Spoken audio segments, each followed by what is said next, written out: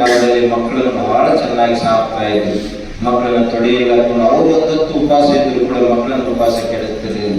ಅವರು ಹರಪಟ್ಟಿ ಹಾಕೊಂಡಿದ್ರು ಕೂಡ ತಂದೆ ತಾಯಿಗಳ ಮಕ್ಕಳು ಚೆನ್ನಾಗಿರಬೇಕು ಅಂತ ಭಾವಿಸ್ತಾ ಇದ್ರು.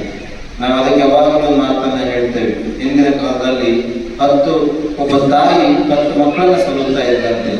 ಇವತ್ತಿನ ಕಾಲದಲ್ಲಿ 10 ಮಕ್ಕಳು ಸೇರುವ ತಾಯಿಯನ್ನು ಸಾಕಾಗ್ತಿಲ್ವಾ ಅನ್ನುವಂಥದ್ದೇ ಒಂದು ದೊಡ್ಡ ಸಂಗತಿ.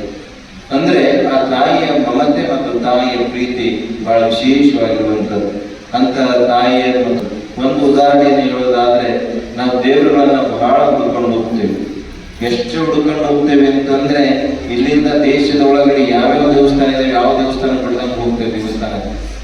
ಆದ್ರೆ ಎಷ್ಟೋ ಜನ ತಂದೆ ತಾಯಿನೇ ದೇವರು ಅನ್ನೋದನ್ನ ನಾವು ಮರೆತು ಬಿಡ್ತೀವಿ. ಅದಕ್ಕೊಂದು ಚಿಕ್ಕ ಉದಾಹರಣೆ ಹೇಳೋದಾದ್ರೆ, ಒಬ್ಬ ಮಗ ತಾಯಿ ತಂದೆ ಇರಲಿಲ್ಲ.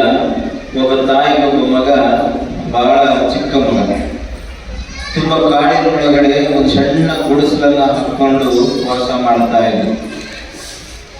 ಒಬ್ಬ ಮಗ ಒಂದು ದಿನ ತಾಯಿಗೆ ಹೇಳ್ಕೊಳ್ತಾರೆ, ಅಮ್ಮ ನಾನು ದೇವರನ್ನ ನೋಡಕ್ ಹೊರಡಬೇಕಾಗಿದೆ, ದೇವರನ್ನ ಹುಡುಕುವ ಪ್ರಯತ್ನ ಮಾಡ್ತಾ ಇದ್ದೇನೆ, ನನಗೆ ದೇವರ ದರ್ಶನ ಆಗೋವರೆಗೂ ನಾನು ಮನೆಗೆ ಬರೋದಿಲ್ಲ ಅಂತ ಹೇಳ್ಬಿಡ್ತಾನೆ.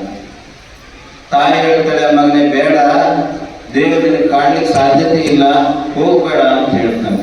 ಇಲ್ಲಮ್ಮ ನಾನು ದೇವರ ದರ್ಶನ ಮಾಡಬೇಕಾಗಿದೆ, ದೇವರನ್ನು ಹುಡುಕಿ ಹುಡುಕ್ತೇನೆ ಅಂತ ಹೇಳ್ತಾನೆ.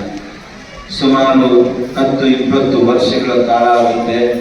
ದೇವರೆಲ್ಲೂ ಸಿಗೋದಿಲ್ಲ. ವಾಪಸ್ ಮನೆಗೆ ಬರ್ತಾನೆ.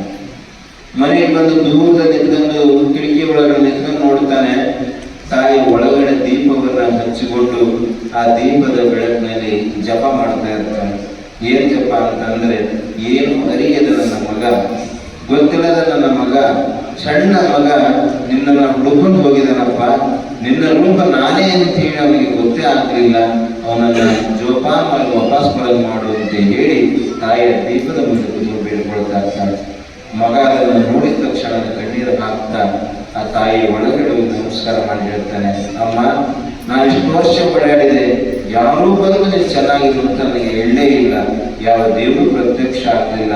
ಆದರೆ ನೀರು ನಿರಂತರವಾಗಿ ಸುಮಾರು 20 ವರ್ಷದಿಂದ ನಾನು ಚೆನ್ನಾಗಿಟ್ಟಿರು ಅಂತ ಕೇಳ್ಕೊಳ್ತಾ ಇದೆ. ದೀಪದ ಮನೆಗೆ ಇಟ್ಕೊಂಡು ಹೋದ್ರೆ ನೀರಿಗಿಂತ ದೊಡ್ಡ ದೇವರು ನನಗೆ ಯಾವ್ದು ಬೇಕಾಗಿದೆ ಅಂತ ಹೇಳಿ ತಾಯಿಗೆ ಕೃತಜ್ಞತೆಯಾಗಿ ನಮಸ್ಕಾರವನ್ನು ಮಾಡ್ತಾನೆ. ಹಾಗೆ ನಾವು ಈ ಭೂಮಿಗೆ ಬರಲಿಕ್ಕೆ ಕಾರಣ ಯಾರು, ಈ ಭೂಮಿಗೆ ಬರೋದಕ್ಕೆ ಯಾರು ಶಕ್ತಿ, ಯಾವ ಶಕ್ತಿ, ಅದನ್ನು ಅರ್ಥ ಮಾಡಿಕೊಂಡು ತಂದೆ ತಾಯಿನೇ ಸರ್ವಸ್ವ ಅಂತ ನಾವು ಭಾವಿಸ್ಕೊಳ್ಬೇಕಾಗುತ್ತೆ. ಆದರೆ